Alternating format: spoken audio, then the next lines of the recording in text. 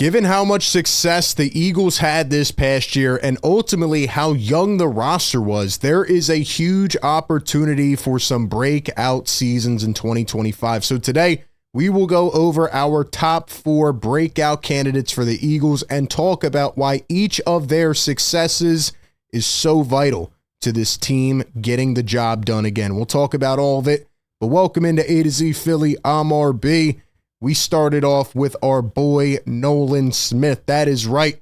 It is the middle of the offseason, but sometimes I just replay the Super Bowl parade day in my head.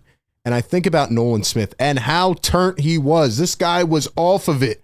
He was having so much fun, even with an injury. I think that's the most impressive part. And his spirit and his attitude really changed the dynamic of this team. I think I've said it probably 10 times over the last 2 months, but without Nolan Smith, the Eagles do not win the Super Bowl. For instance, let's look at Nolan Smith this past season, right? 2023, he was very raw and nobody thought that he would have the kind of jump he did in 2024. And the crazy part is that it really started to come later in the season when Brandon Graham went down. They needed one of these young guys to step up, and it was Nolan Smith. He finished with 6.5 sacks in the regular season, and then look at what he did in the postseason. 4 sacks. He almost became the first Eagle to have a sack in all 4 playoff games, from the wild card all the way to the Super Bowl. He almost made history, but 4 sacks in the playoffs is just utter dominance, and his spirit, his mentality, his attitude really, I think, had a big impact on the defense overall. And it's why Vic Fangio loves him so much. The fact he played through the Super Bowl with torn triceps is insane. But anyway, as we mentioned before, Nolan Smith was predicted to be the X factor again for the Eagles this season, and I think he can really do it. So I want to bring it over to an article over on Yahoo Sports. Nolan Smith is my first breakout candidate. Nick Faria here says that after being taken 30th overall in 2022, Smith has grown from a spot edge rusher to being one of the best every down rushers in the game today. And it's crazy how much his increase in snaps didn't even have an impact on him. Like, his conditioning was awesome, and he really was in good shape last year as he prepares for his 3rd season with the team. By the way, only 24 years old, recovering from a torn triceps injury in the Super Bowl. He is excited to take control of the adversity challenge before him. My mom always told me adversity builds you. It builds your character. You ask God to build your character. He's going to give you adversity in your life so you can be that person. If there's one thing Smith has shown, it's his ability to be at his best during the playoffs. That's a big thing, right? Even a lot of the great players in the NFL just finally get that moment in the postseason and they don't show up in the bright lights. And Nolan Smith does. He has 4.5 sacks in his postseason career, which is already 3rd most in franchise history behind Brandon Graham and Josh Sweat. That is insane. Think about all the great Eagles players. He's already 3rd in franchise history, and he's only 24 years old. The future is so bright for this kid. And I think even though he's only 24, and yes, they had to sign some veterans, and sure, they may need to sign another one come the season or preseason or whatever, he's going to really emerge and be that guy. And anytime you hear Brandon Graham talk about Nolan Smith, he's always, advocating for him, saying that he's ready to be that leader and take that step. It's not something we typically hear about a 24-year-old. So I'm really excited to see what he can do this season. The second breakout candidate, as we go over to an article on Sports Illustrated from Pat McAvoy, is Jalen Hunt. Jalen Hunt on the other side. He talks about some of the internal guys that are getting bigger roles this year: Moro Ajomo, Jalen Hunt. They also obviously drafted a bunch. We're not including any draft picks because they're new to the team, but guys that have been here that have to have a breakout season. He's another guy that came out of nowhere, right? You draft Jalen Hunt in the 3rd round last year. Nobody really knew who he was. Not a lot of college film on him. Went to Houston Christian University, and look at what he was able to do.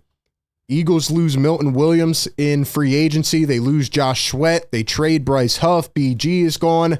But guess what? Jalen Hunt also showed up big time in the playoffs. Last year in the regular season, only played 25% of the defensive snaps as a rookie with 1.5 sacks. And then in the postseason, when he started to play more, and Vic Fangio got comfortable once again playing another young stud.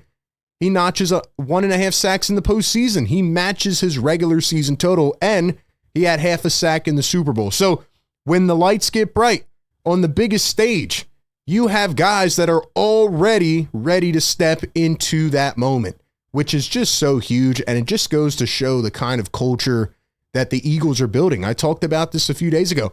They have flipped it on its head. It's no longer you need the 28 and 30 and 31-year-olds. The Eagles have 22, 23, 24, 25-year-olds who are getting it done, who have won a Super Bowl, know what it takes to be in that moment and get the job done. And it's like we've only just kind of peeked into the bag of tools when it comes to Jalen. We haven't even seen close to what this guy can be. You give him more responsibility this upcoming year, you let him take that step. Imagine what this guy is going to turn into. We've talked about edge rusher a lot. It has to be Nolan Smith and Jalen Hunt. They have some vets. They have other guys they can go out and get to patch it up. But those two, if those two take the step, boy, watch out. Watch out. The third guy we will talk about is somebody that we actually just mentioned. Dave Zangaro put out a important list for 2025. They're counting down Moro Ojomo, right? Another guy. Where did he come from? 7th round pick. Moro Ojomo in line for a bigger role in 2025. He was taken with the 249th pick in 2023, and he's improved year over year. As a rookie, he played in just 8 games, had 3 combined tackles. Then last year during the Super Bowl season, he played in every game, had 388 snaps, the same exact amount as former number 13 pick Jordan Davis. And let's not discredit Jordan Davis. Like, he was a great run stuffer. I feel like he was in a lot better shape. He got better as the season went on, but they needed Ojomo to be that complement, to kind of take some of that burden off Davis. Yes, they've picked up Davis's 5th-year option, but who knows what he's going to continue to develop into, right? First round pick, can he really reach that ceiling? We don't know. But what we do know is that Ojomo in the 7th round is turning out to be supreme value. And he got better as the year went on. He got more comfortable. And again, it just goes to formulate that system where you can plug in guys like Moro Ojomo and they're ready to produce. It's incredible how the Eagles have developed some of these young players. In the divisional round against the Rams, Ojomo picked up his first career sack. The Carter sack later in the game will always be remembered, but Ojomo's sack was also in the 4th quarter. His sack on first down with 6:18 left in the game led to a 3-and-out. Saquon then scored on a big touchdown. And here's what Vic Fangio said during the playoffs. Mo has done a really nice job with the snaps he's gotten over the last few months.